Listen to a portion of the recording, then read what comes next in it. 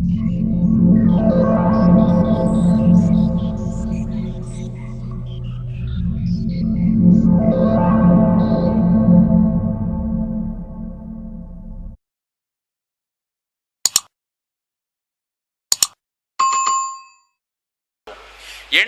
எந்த எண்ணெய் பயன்படுத்தினாலும் நம் உள்ளூர்ல இருக்கக்கூடிய நல்லெண்ணெய், கடுகு எண்ணெய், தேங்காய் எண்ணெய் போதும்.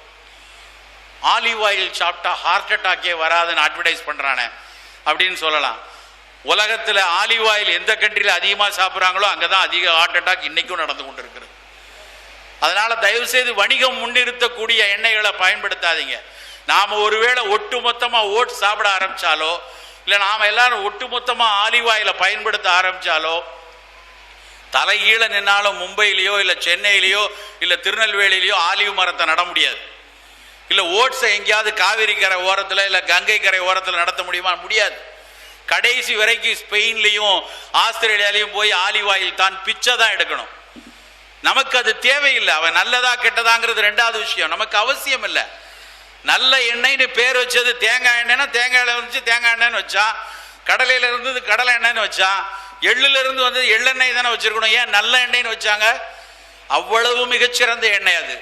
அந்த நல்ல எண்ணெய்னு பேர் வச்சதே எதுக்குன்னா, தலைக்கு தேய்த்து குளிப்பதற்கும், வாய் கொப்பளிக்கிறதுக்கும், உடம்பு தேய்ச்சிக்கிறதுக்கும், உணவுக்கு சீசனிங்காக முளாப்படியில் ஊற்றி சாப்பிட்றது, நேரடியாக ஊற்றுவதற்கும், தாளித்து எடுப்பதற்கும், பொரித்து எடுப்பதற்கு அத்தனை விதத்திலும் நல்லெண்ணெய் மட்டும்தான் பயன்படும். அவ்வளவு சிறப்பான எண்ணெய் அது. ஆனால் என்ன, நம்ம செக்கில் ஆட்டின எண்ணெய் கிடைத்தால் இன்னும் சிறப்பு. அதையும் ரிஃபைன் பண்ணி அதையும் ஆலைகளில் விட்டு எடுக்கும் பொழுது அதனுடைய நல்ல குணமும் கொஞ்சம் குறையத்தான் செய்யும். எண்ணெய் மிகப்பெரிய அரசியல், எண்ணெய் மிகப்பெரிய வணிகம். 120 கோடி மக்களின் வணிகத்திற்காக அவை எப்படியாவது எண்ணெயை திணிக்கணும்னு பல நாட்டு எண்ணெய்களை திணிக்க தேங்காய் எண்ணெயை முதல்ல இந்த ஊர்ல இருந்து விரட்டினாங்க. இப்போ ஆலிவ் ஆயில திருக்கணும்னு திரும்ப கொண்டு வராங்க. உலகத்துல மிகச்சிறந்த எண்ணெய்கள்ல ஒண்ணு தேங்காய் எண்ணெய். தேங்காய் எண்ணெய் இன்னைக்கு தேங்காயை பிள்ளையார தவிர வேற யாருக்கும் காட்டுறதே இல்லை. தேங்காய் சாப்பிட்டா கொலஸ்ட்ரால் வந்துருமா, தேங்காய் சாப்பிட்டா ஹார்ட் அட்டாக் வந்துருமான்னு எல்லாரும் பேசுறாங்க. தேங்காய் எண்ணெயில கொலஸ்ட்ரால் கிடையாது. தாவர பொருட்கள்ல கொலஸ்ட்ராலே கிடையாது. விலங்குல இருந்து வரக்கூடிய எண்ணெய்கள்ல மட்டும்தான் கொலஸ்ட்ரால் இருக்கும். அதுக்கப்புறம் இன்னொரு விஷயம், கொலஸ்ட்ரால் என்னமோ தமிழ் பட வில்லன் மாதிரி நினைக்கவே வேண்டாம். கொலஸ்ட்ரால் நம்ம உடம்புக்கு மிக அவசியமான ஒரு பொருள். கொலஸ்ட்ரால் இருந்தாதான் பல விட்டமின்கள் உட்கிரகிக்கப்படும். அளவுக்கு அதிகமா இருக்கக்கூடாது. அப்ப நம்ம என்ன நினைக்கிறோம், வீட்டில் இருக்க பெரியவங்களுக்கெல்லாம் எண்ணெயை காட்டக்கூடாதுன்ட்டு குழந்தைகள் அந்த வீட்டில் இருப்பாங்க, அவர்களுக்கும் தேங்காயை காட்டுறதில்லை. தேங்காயில மட்டும்தான் மோனோலாரின் ஒரு பொருள் இருக்கு.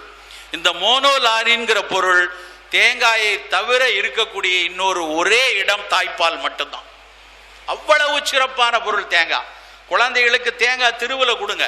தேங்காய் திருவுல கொஞ்சம் பண வெல்லம் போட்டு வீட்டில் நாங்கள்லாம் சிறு பிள்ளையாக இருக்கும்போது தின்பதற்கு கொடுப்பாங்க. தேங்காய் திருவி கொஞ்சம் வெள்ளத்தை போட்டு போய் சாப்பிட்றான்ட்டு. இன்னைக்கு தேங்காயும் காணோம், வெள்ளத்தையும் காணோம். அவ்வளவு சிறப்பான உணவு. நம் ஒவ்வொரு உணவுகளையும் பாரம்பரியத்தில் இருந்தும் நம்மளுடைய மரபில் இருந்தும் பல்வேறு உணவுகளை தேடி தேடி எடுக்க வேண்டிய கட்டாயத்திற்கு நாம் வந்து விட்டோம். அதனாலதான் அந்த உணவு திருவிழா. நாம எது கிடைக்குதோ தின்னுக்கலாம், எது ஊர்ல சொல்றானோ தின்னுக்கலாம், எது சல்மான் கானும் விஜயும் சொல்றானோ அதை போய் சாப்பிடுவோம் அப்படின்னு நகர்ந்ததனுடைய விளைவுதான் இன்றைக்கு பல்வேறு நோய் கூட்டங்கள் நம்மை தொற்று கொண்டிருக்கிறது.